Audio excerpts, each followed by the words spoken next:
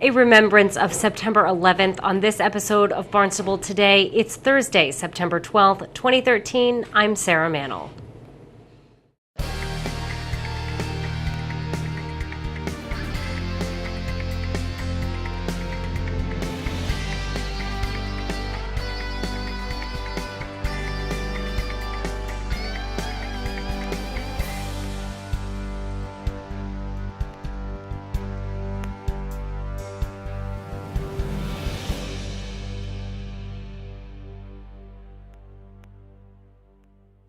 Yesterday's remembrance in Barnstable Village began with a brief ceremony at the fire station on Route 6A. The national anthem was sung and the group recited the Pledge of Allegiance before marching down Route 6A from the fire station to St. Mary's Church. That our flag was still there. Oh, say does that star-spangled banner yet wave o'er the land of the free and the home of the brave.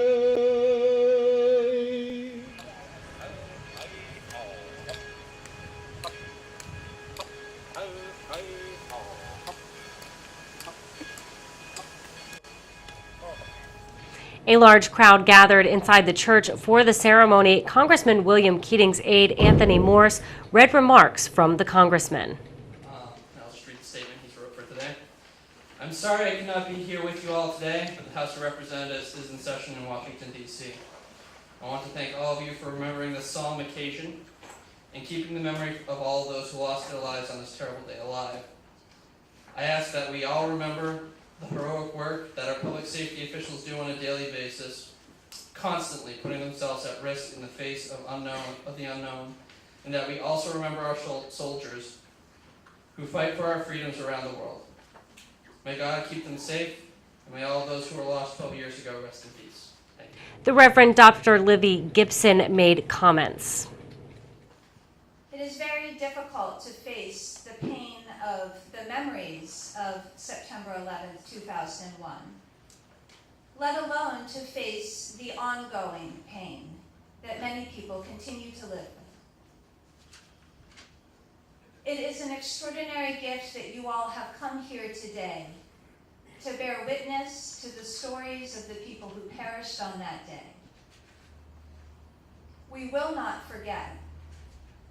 And the only way that we will not forget is to have the courage to tell and to listen to the stories from that day. Not only is that honoring the lives of the people who were lost, but it is a tremendous gift to the people like Donna and Jana and all others who were directly impacted by the tragedy of September 11th. In attendance, former American Airlines flight attendants Donna Bartlett and Jana Stein, who had firsthand accounts of that tragic day. Donna Bartlett shared her story of traveling by air out of the country on the same day as the attacks. My name is Donna Bartlett, and I am a retired American Airlines flight attendant. I worked as a flight attendant for 23 years, and during that time I had the opportunity to work with the best coworkers and friends that anyone could ever have. On the morning of September 11th, 2001, I was on vacation, headed to Greece with my husband to meet up with another flight attendant friend and her husband. I parked my car in the employee garage, boarded the employee shuttle to the airport. I was so excited to be going to Greece and happy to be on vacation. When I boarded, I saw flight attendants Diane Snyder, Amy Sweeney, and Captain John Oganowski. Running behind us was Karen Martin, the purser on Flight 11. She was carrying her purple golf clubs and struggling to get up the bus steps. John got up and helped her on the bus. As the bus was pulling out, Diane remembered that she left her cell phone and asked the driver to wait, which she gladly did. During the ride, we all chatted like usual. Karen was talking about her 1 o'clock tea time in LA with her brother. Diane was saying how she almost had to call out of work because her son's school had a small fire that morning and school was canceled. But her neighbor called her and said to go, that she would watch her children. I was telling him about flying international, as Diane and Amy were thinking about going over to the international flying side. I told him that I was coming back to domestic flying, which did not make Karen very happy. You see, I was just a little senior to her, and as we both loved to fly Flight 11, as purses, I would bump her out of the line and out of her position. It was just a normal day with normal conversations to the airport. I still see them sitting there in those seats like it was yesterday. John with his wonderful smile, Karen laughing and joking as usual. Just a normal day in the life of a flight attendant. While I was flying across the pond, London's Heathrow, the unimaginable was happening to my friends and co-workers on Flight 11. Shortly after takeoff, 2 passengers in seats 2A and 2B jumped up and stabbed the galley flight attendant, the number 5, Bobby Aristogui. And then they stabbed Karen Martin, the purser, and they took over the cockpit. We as flight attendants were trained for terrorist hijackings, but never for what was happening on this day. The other flight attendants had to improvise and do what they could with what was being dealt to them. 2 flight attendants, Betty Ong and Amy Sweeney, got on the earphones and made phone calls.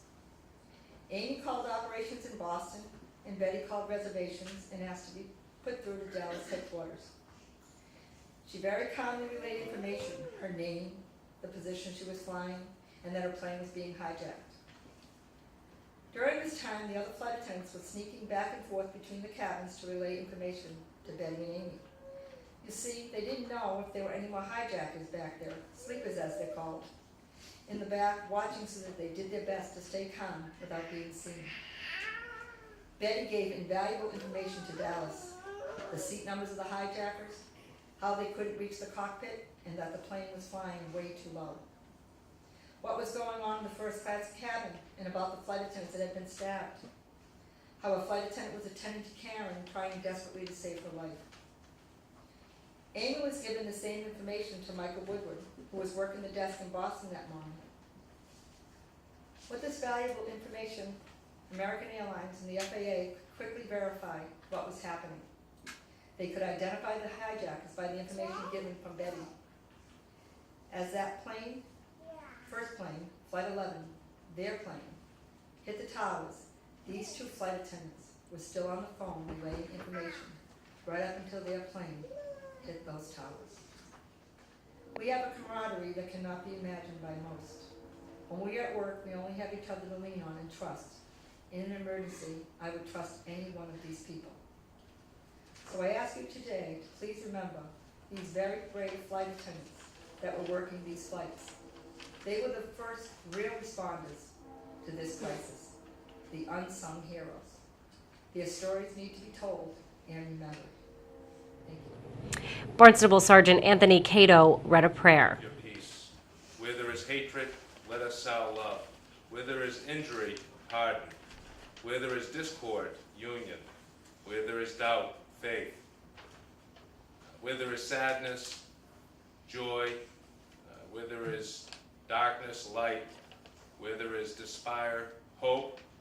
Grant that we may not so much seek to be consoled as to console, to be understood as to understand, to be loved as to love. For it is in giving that we receive, it is in pardoning where we are pardoned, and it is in dying that we are born to eternal life. Amen. The Remembrance ceremony in Barnstable Village yesterday afternoon was just one of many ceremonies held across the Cape Wednesday, remembering the lives lost and the valiant efforts of the first responders.